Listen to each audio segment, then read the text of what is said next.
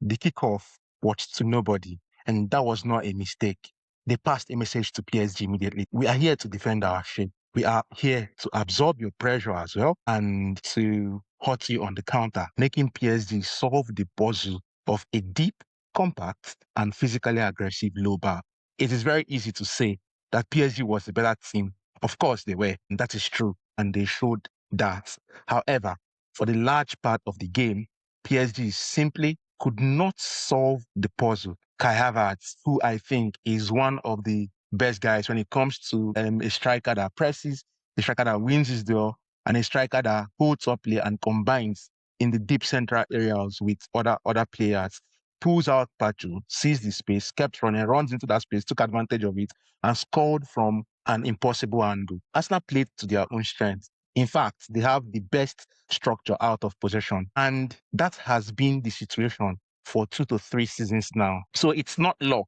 I would also argue that it was the only way Arsenal could have played PSG to stand a chance. Let's now look into the game. The Arsenal out of possession structure was built on 3 things: collective compactness, knowing when not to hold the line, but to jump, emotional and physical resilience. The team in a good compact structure would always move as a unit rather than 11 individual players defending. It's different. The collective compactness was particularly total shutdown of the central areas. They were left with choice of using the wings.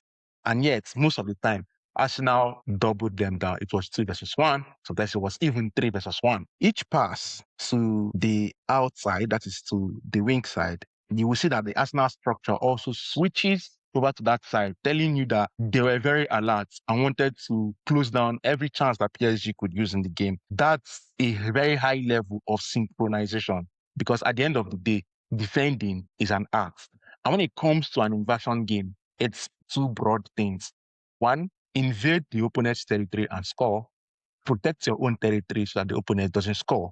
And for the most part of the game, Arsenal was doing the latter. Then, knowing when not to hold the line but to jump, it's an uncommon but yet an underappreciated detail, because you have to know, you have to recognize pressing triggers. You have to know when to jump on your position and when to hold your line. A low block is usually not static. It must have moments of aggression. You have to, put in 5 meters run or 10 meters run sometimes. If a center back never steps out to engage, then the attacking team will simply find a player between the lines who can receive, turn, and play through the block. For me, the best low blocks have a read and react mechanism. You have to recognize the time to react. And so that recognition is your ability to read the game. So I would say a read and react mechanism. You see, it requires defensive intelligence, because when you get it right, you cut out attacking threats even before it forms.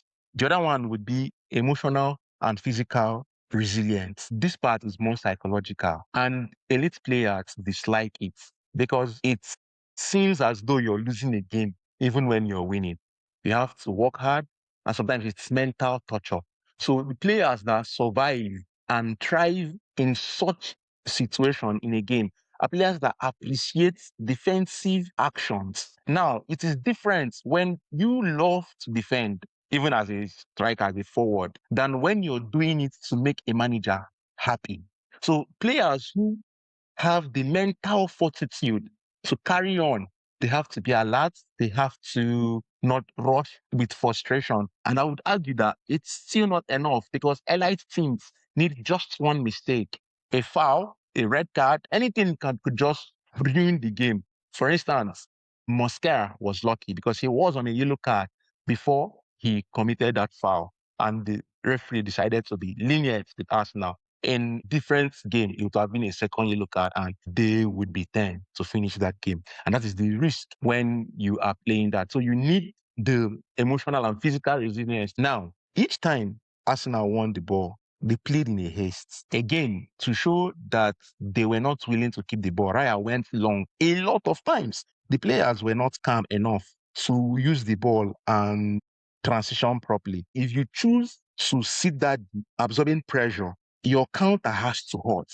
You cannot invite pressure without making PSG pay more than once. So what did PSG do to solve these problems? Let's look at how PSG tried to answer the questions that Arsenal posed to them with their defensive structure. First, PSG could neither find gaps centrally nor generate isolation of players in wide areas.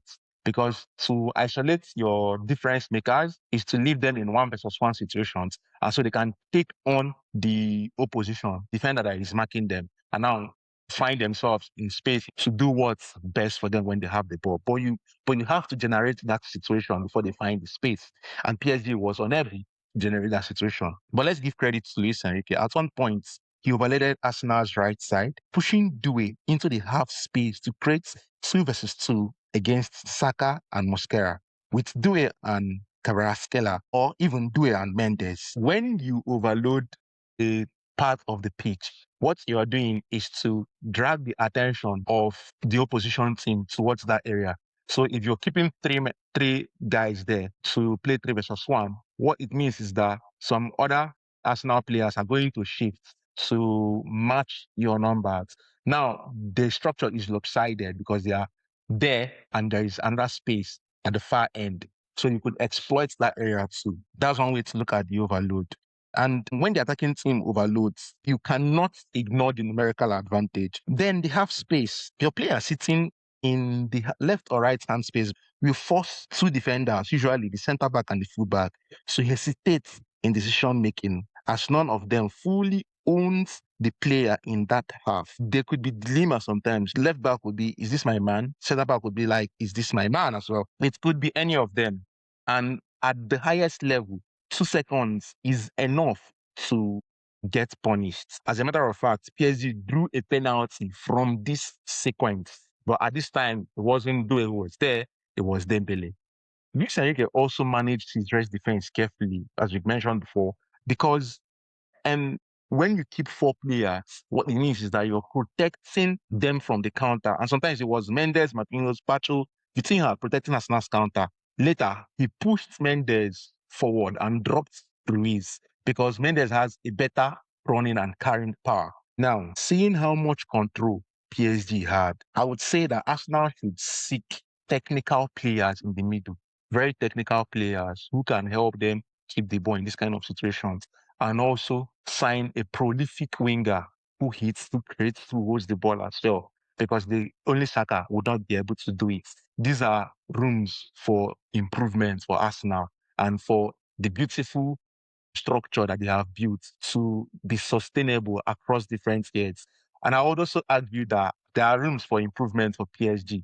Let me know in comment section what you think. If you believe PSG should improve their team, and in what areas or what positions should they better their playing sequence.